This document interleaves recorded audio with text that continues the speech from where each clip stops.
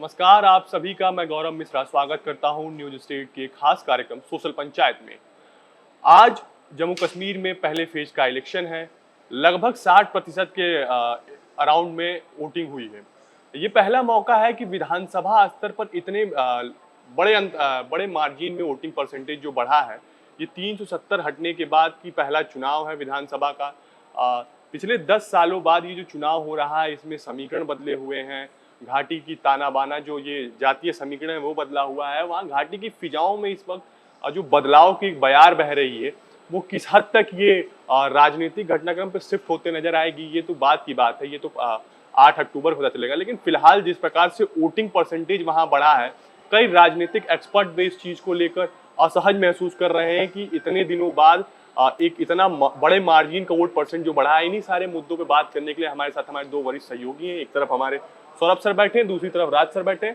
पहला कमेंट हम सौरभ सर की तरफ से लेना चाहेंगे। सौरभ सर, क्या लगता है कि जिस प्रकार से वोटिंग परसेंटेज बढ़ा है, चुनाव आयोग ने ऐसा अनुमान लगाया कि 60% के लगभग वोटिंग पोल हुई है।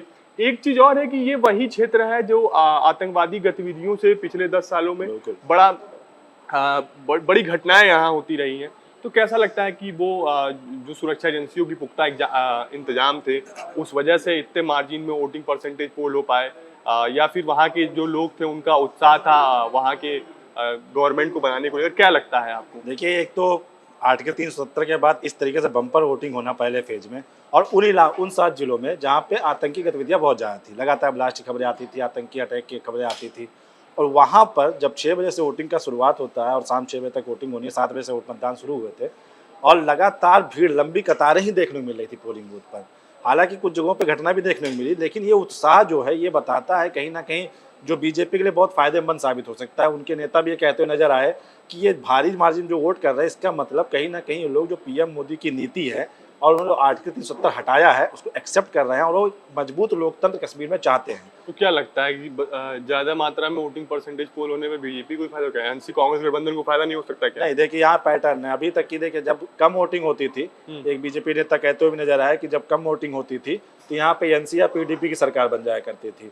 लेकिन जब ज्यादा वोटिंग हो रही है तो इसका मतलब साफ साफ दिखता है कहीं ना कहीं। देखिए, मुझे ऐसा लगता है कि एक धड़ा ऐसा भी है कि जो 370 का वहाँ विरोध करता है, तो एक धड़ा वो भी है जो 370 वापस लाने के लिए लगातार संघर्षरत है। हम ऐसे नहीं कह सकते कि अगर वो बीजेपी नेता है वो अपने पक्ष के अपने पाले की बातें कर रहे हैं कि वोटिंग परसेंटेज ज्यादा बढ़ रही है। एंटी इनकम्बेंसी भी तो हो सकती है। बिल्कुल, एलजी के कार्यों को वहाँ कितना विरोध किया गया है, मनोज सिन्हा कार्य को लेकर कितना विरोध प्रदर्शन स्थानीय स्तर पर देखने को मिला है। लेकिन ठीक है, आप सही बोल रहे हैं। मनोज सिन्हा के बहुत सारे कार्यों को वहाँ के लोगों ने नकारा है, खासकर कश्मीर वाले एरिया में। लेकिन इतना तो पक्का है कि बीजेपी का जम्मू के एरिया में पैठ है। पिछले चुनाव का 2014 में जो चुनाव हुए थे वहाँ देखेंगे 25 तकरीबन सीट इनके थे और 29 करीब पीडीपी के साथ सीट थे।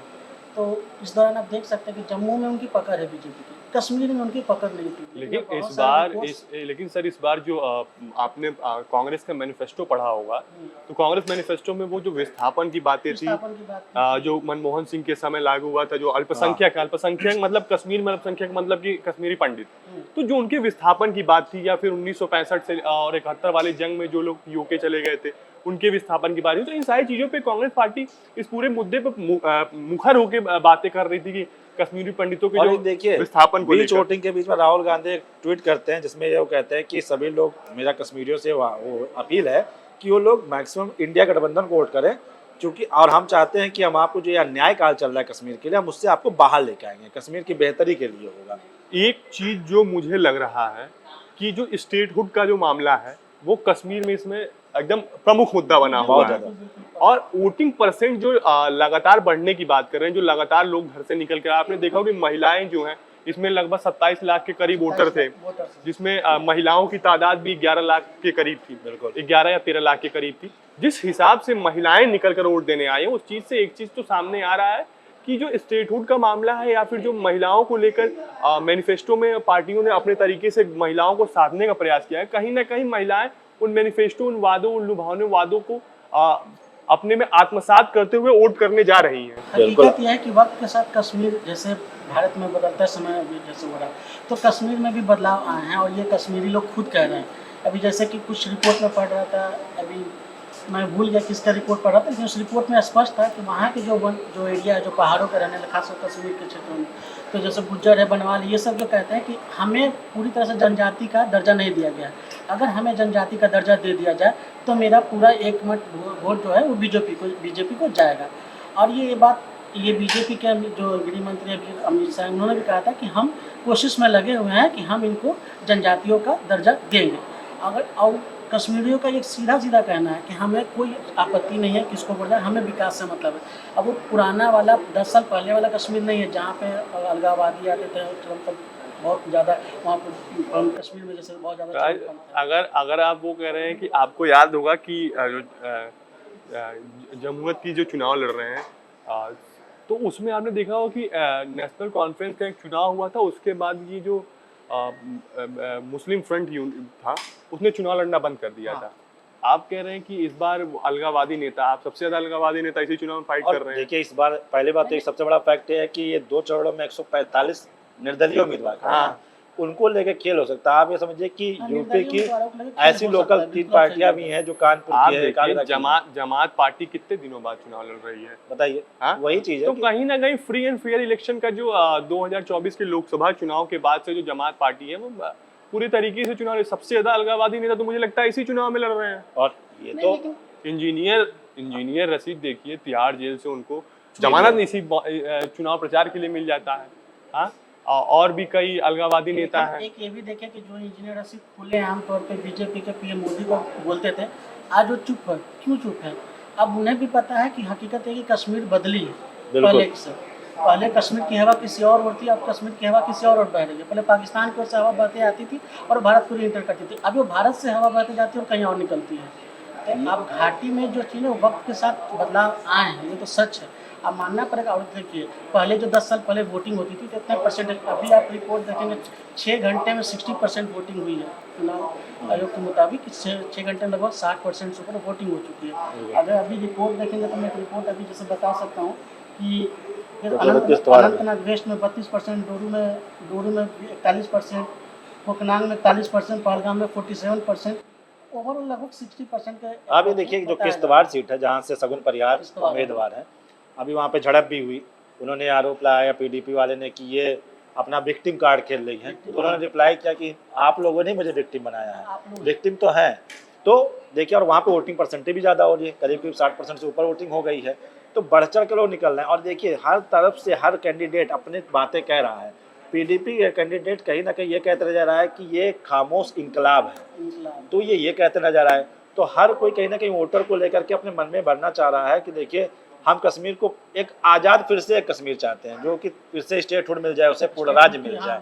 हालांकि बीजेपी भी स्टेटहुड के साथ है, उसका कहना है कि कश्मीर के भी डेवलपमेंट के लिए जो जरूरी है उस मकाम तक पहुंचाने के बाद में हम इसको स्टेटहुड का दर्जा वापस करेंगे। लेकिन एक चीजें जो निकल के सामने आ रही है इस चुनाव में भी आपने देखा होगा कि चाहे वो कांग्रेस पार्टी का मैनिफेस्टो, चाहे नेशनल कॉन्फ्रेंस का मैनिफेस्टो, चाहे पीडीपी का मैनिफेस्टो या बीजेपी का मैनिफेस्टो, उसमें आप एक चीज 2-3 चीज, मैं जब चारों मैनिफेस्टो पढ़ रहा था तो मैंने एक चीज जो बड़ी देखी कि सब में कॉमन थी, बिजली सस्ती, बिल्कुल, पानी सस्ता, बिजली बिल माफ, पानी का बिल माफ, महिलाओं के लिए सेम बातें कही गई, युवाओं के लिए सेम बात कहेंगे कि जो 1 लाख नौकरियां हैं विभिन्न विभागों में उनको भरा जाएगा। कांग्रेस पार्टी कहती है कि जो ग्रुप्स ऑफ इंजीनियर्स हैं उनके 30% कॉन्ट्रैक्ट उनके लिए रिजर्व किया जाएगा, जो राशन 5 किलो है उसे बढ़ा के 11 किलो किया जाएगा। तो ये जो फ्रीबीज का जो मॉडल है जो दिल्ली से शुरुआत हुई थी, अब इससे जम्मू कश्मीर भी अछूता नहीं रह गया। क्या लगता है ये जो फ्रीबीज वाला जो मामला है, जो मुफ्तखोरी वाला मामला है, लोगों को लोक लुभावन वादे करते हैं कि हम आपको ये फ्री में दे देंगे, ये फ्री में दे देंगे, ये फ्री में दे देंगे, ऐसे जो फ्री वाला ये मामला चल रहा है, कितना हद तक जम्मू कश्मीर की राजनीति में सटीक बैठता नजर आ रहा है? बिल्कुल फिट बैठता है। आप देखिए कि वर्क करता है ये, क्योंकि अगर वर्क नहीं करता, आप देखिए इलेक्शन में जब राहुल गांधी तरफ से कहा गया उनकी सरकार आएगी महिलाओं को हम पैसे देंगे, फिक्स पैसे उनको मिलेगा उनके जीविका चलाने लिए, इस वजह से शायद राहुल गांधी के इस बार कांग्रेस की 99 सीटें भी आ गई। तो फ्रीबीज कहीं ना कहीं वर्क करता है, क्योंकि अब देखिए सुभद्रा योजना उड़ीसा में जाकर के पीएम मोदी ने लॉन्च कर दिया, जिसमें महिलाओं को 10,000 दिया जाएगा। अभी जो इनका मैनिफेस्टो कांग्रेस का, उसमें 5,000 महिलाओं के घर की मुखिया महिलाओं को 500 रुपए देने के वादा किया गया है। तो जिस प्रकार से ये एक चलन चला आ रहा है, कल को अगर आप हमने एक उनसे भी बात की थी जो इकोनॉमिक एक्सपर्ट है, उन्होंने कहा, वो हमसे कह रहे थे, बातचीत जब हुई तो उन्होंने कहा कि जिस प्रकार से एक फ्रीबीज का ये चलन चल रहा है, मुफ्तखोरी का, इससे ठीक है आप एक समय के लिए तो साथ ले रहे हैं जब, लेकिन आप जो लॉन्ग टर्म में चीजें ये सटीक नहीं, सही नहीं है। उसके बाद एक चीज जो सामने निकल के आ रही है कि यहाँ आप तो ठीक है बिजली का बिल माफ कर रहे हैं, पानी का बिल माफ कर, लेकिन आप पेट्रोल में दाम बढ़ा ले रहे हैं, लेकिन जो आम एक बैलेंस नहीं बन पा रहा है। फ्री बीज की जो राजनीति है ना, एक लॉन्ग टर्म में देखा जाए और किसी भी देश की राजनीति में फ्री बीज की राजनीति बहुत खराब हो गई अर्थव्यवस्था के हिसाब से, क्योंकि अब कुछ वक्त के लिए आप लोग वादे कर लेंगे भैया मैं आपको ये फ्री दूंगा वो फ्री दूंगा, तो उस वक्त में तो वोट मिल जाते हैं। अब ये समस्या ये भी तो है जनता से लिया जाता है, उसका पैसा जनता के पॉकेट से ही जाएगा, दूसरे एंगल से जाएगा। और मान लीजिए अगर फ्री देंगे तो किसके पैसे से देंगे? जनता के पैसे से ही देंगे, और वो जो कर्ज बढ़ता जाएगा राज्य के ऊपर, कहाँ से उसका वही चीज है। तो यही समस्या, और समस्या ये है कि अगर बीजेपी कहती है कि हम 5,000 देंगे, सरकार में तो 5,000 दे रही है, तो जब विपक्षी पार्टी इलेक्शन लड़ती है तो उसको बढ़ा देती है। वही तो चीज है ना, आज के समय में हम डंका पीट रहे हैं कि हम विश्व की 5वीं सबसे बड़ी अर्थव्यवस्था, लेकिन पर कैपिटा इनकम के मामले में हम कहाँ हैं? हम 100 रैंक में भी नहीं है। बिल्कुल। लेकिन बेरोजगारी के मामले बहुत से मामले पीछे ही जिस हिसाब से ये लोक लुभावन, क्या पार्टी स्तर पर इन चीजों पे चर्चा नहीं होनी चाहिए? क्या इन चीजों पर एक बैठ के कमेटी इन चीजों के बारे में नहीं सोचनी चाहिए उनको कि किस प्रकार से, अगर आप देश को आगे बढ़ाने के बारे में सोच रहे हैं तो आपको इन सारे वादों से बचना चाहिए। हम जम्मू कश्मीर की राजनीति की बात कर रहे हैं। फिलहाल एक खबर जो निकल कर आ रही है कि 1 नेशन 1 इलेक्शन पे अभी कैबिनेट की मंजूरी मिल गई है। आगे आने वाले सत्र में लोकसभा और राज्यसभा में पेश किया जाएगा। हालांकि इसको पेश करने के लिए 2/3 से भी ज्यादा बहुमत की आवश्यकता है। फिलहाल एनडीए दोनों सदनों में इस मैजिकल आंकड़ों से अछूती है। तो देखना ये दिलचस्प हुआ कि किस प्रकार से इंडिया गठबंधन के साथियों क्या साथ पाती है कि नहीं साथ पाती है। फिलहाल हम बात करेंगे जम्मू कश्मीर की राजनीति की। इस जो 24 सीटों पे चुनाव हो रहे हैं सौरभ सर, उसमें कई बड़े नाम भी शामिल हैं। क्या लगता है? इल्तिजा मुफ्ती तो ये बोल चुकी है कि हम चुनाव जीत चुके हैं, क्योंकि हमारे पास में हमारे साथ पूरा परिवार है और हमने यहाँ पे शुरुआत से कौन सा परिवार, किस परिवार की बात कर रही है? क्योंकि पारिवारिक सीट शायद वो इसलिए दावा कर रही है, और अभी वोटिंग परसेंटेज देखो सबसे कम वोटिंग परसेंटेज वहीं पर हुई है, उन्हीं के विधानसभा क्षेत्र में हो रही है। और लेकिन हालांकि कोई खबरें नहीं आई है किश्तवाड़ा में अच्छी वोटिंग हो रही है। अब देखना ये होगा कि बिजबेहड़ा जो सीट है वो जाना, क्योंकि वो महबूबा मुफ्ती के परिवार के नाक का सवाल है और वहाँ पे इल्तिजा को सबसे प्रबल उम्मीदवार खड़ा किया गया है।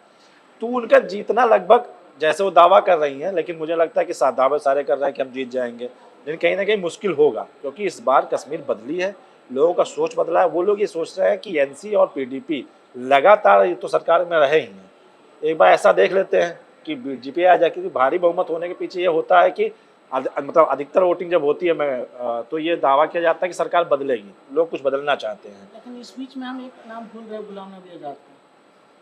गुलाम नबी की अपनी पार्टी है, वो भी मैदान में है खड़े हो, पूरी तरह से नहीं है जैसे बाकी लोग 90 सीटों पर दावेदार ठोक रहे हैं, गुलाम नबी उतने तरीके से ठोक। ये तो उमर अब्दुल्ला पहले डर जता चुके हैं कि बीजेपी जो निर्दलीय उम्मीदवार है उनके तरीके खेल करना चाहती है। मुझे ऐसे देखिए, ये राजनीति जो है, इस राजनीति की शुरुआत बहुत पहले हुई थी कि जब ऐसे आप हरियाणा में देख लीजिए, सेम पैटर्न चल रहा है। जहां बीजेपी अपने वोट उम्मीदवार को टिकट नहीं दे पाई। आप देखिए गोयल वाला मामला भी देख लीजिए, कैसे वो निर्दलीय उतार के एक वोट बैंक, ताकि इससे ये प्रोसेस क्या होता है कि जैसे कि आप निर्दलीय, आप हमारे पार्टी से आप बगावत कर गए तो जो एंटी इनकम्बेंसी वाली वोट है वो बढ़ जाती है, तो जो हमारा कोर वोट बैंक है वो हमें मिल जाता है, इस वजह से जीत सुनिश्चित हो जाती है।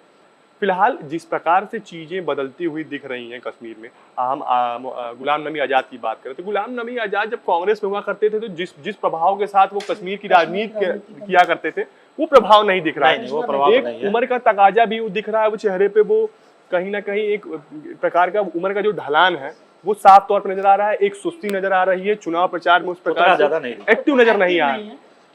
एक फैक्टर ये है, मैं एक रिपोर्ट पढ़ रहा था अभी 2-3 घंटे पहले, तो मैंने देखा कि कश्मीर के चुनाव में कानपुर की रजिस्टर्ड पार्टी चुनाव लड़ रही है, ये अब वही मैं सोचे फैजाबाद की रजिस्टर्ड पार्टी चुनाव लड़ रही है, दिल्ली की रजिस्टर्ड पार्टी चुनाव लड़ रही है। का अनुमान गलत नहीं है, उनको लगता है कि बीजेपी अपना हर हथकंडा अपना ले रही है। तो जिस प्रकार से आप देखिए यूपी बेस्ड समाजवादी पार्टी 20 प्रत्याशी उतार दी वहां पे, बताइए, आरएलडी जाके वहां 15 सीटों पर चुनाव लड़ रही है। तो एक चीज समझ नहीं आ रहा है कि जम्मू कश्मीर में कौन कौन पैठ बनाना चाहता है, किसको कौन सी वोट बैंक दिख गई, किसको कौन सा वोट बैंक दिख गया। यही तो गौरव नया कश्मीर है कि अब नया कश्मीर भारत का हिस्सा है पूरी तरीके से। वही कानून वहां भी लागू होता है जो पूरे देश में लागू होता है। तो अब वही राजनीति वहां भी करने की साजिश है, चलने की कोशिश है कि आरएलडी पार्टी को भी वहाँ क्या वोट बैंक क्या दिखी। अब वो नई जगह है तो वो सोच रहे हैं कि शायद कुछ बन जाए। एक चीज जो सबसे बड़ी निकल के सामने आ रही है, सबसे बड़ी चीज जो निकल के सामने आ रही है वो ये है कि चाहे आरएलडी हो, चाहे समाजवादी पार्टी हो, चाहे ये शोषित पार्टी हो, चाहे जो भी ये कई तरह की पार्टियां जो निकल कर सामने आई हैं, जो कानपुर बेस्ड पार्टी हो, चाहे फिरोजाबाद बेस्ड पार्टी हो, गाजियाबाद बेस्ड पार्टी हो, इन सारी चीजों का एक ही क्लेम है कि जहां अल्पसंख्यक की बाहुल्यता है और जहां ओबीसी वोटर है वहीं हम प्रत्याशी उतारेंगे बस। तो मुझे तो ऐसा समझ नहीं था समाजवादी पार्टी का ना कोई वहां संगठन है ना आरएलडी कोई संगठन है। चलिए समाजवादी पार्टी फिर भी उत्तर प्रदेश में बड़ी पार्टी है। जो कानपुर बेस्ड पार्टियां, ये जो लोकल पार्टियां हैं, इनका शायद मेरे हिसाब से उस इलाके में वहां पे उनका कोई वार्ड मेंबर भी नहीं होगा इस तरीके से। और वो वहां पे जाके विधायक का दावा ठोक रहे हैं कि हम विधायक बन जाते हैं। साफ साफ कहीं ना कहीं केवल वोट काटने की रणनीति है कि हम वोट काटेंगे। और ये कहीं ना कहीं उमर अब्दुल्ला जो कह रहे हैं ये बीजेपी की तरफ से साजिश है कि निर्दलीय मैक्सिमम उतारे जाए। 145 निर्दलीय उम्मीदवार आप मानिए, तो ये इतने सारे उम्मीदवारों को उतारने मतलब क्या कि कहीं ना कहीं चाहे वो 2000 वोट काटेंगे लेकिन उसका नुकसान कहीं ना कहीं दूसरी पार्टी को पड़ेगा क्योंकि वो जाति की वोटिंग कर रहे हैं। क्योंकि उनको चाहिए कि इस वो धर्म विशेष में भी कास्ट फैक्टर में चले जा रहे हैं कि चाहे इस कास्ट का वोट हमको मिल जाएगा तो अगर वहाँ 2000 वोट है तो ये 2000 वोट हमको मिल जाए। चलिए फिलहाल आप दोनों लोगों का बहुत बहुत धन्यवाद। जम्मू कश्मीर की राजनीति को कितना राजनीतिक पार्टियां साध पाएंगी, जो यूपी से राजनीतिक पार्टियां गई हैं वो कितना साधने में कामयाब रहेंगी, जो जात की राजनीति के बेस पे गए हैं, जो धर्म की राजनीति के बेस पे गए हैं, निर्दलीय कितना महत्वपूर्ण भूमिका सरकार बनाने और बिगाड़ने में निभाएंगे, इन सारी चीजों पे हमारी पैनी नजर बनी रहेगी। फिलहाल इस वीडियो में इतना ही। आगे के लिए हमारे चैनल को सब्सक्राइब करिए और आपको ये वीडियो कैसा लगा हमें कमेंट बॉक्स में जरूर बताएं। धन्यवाद।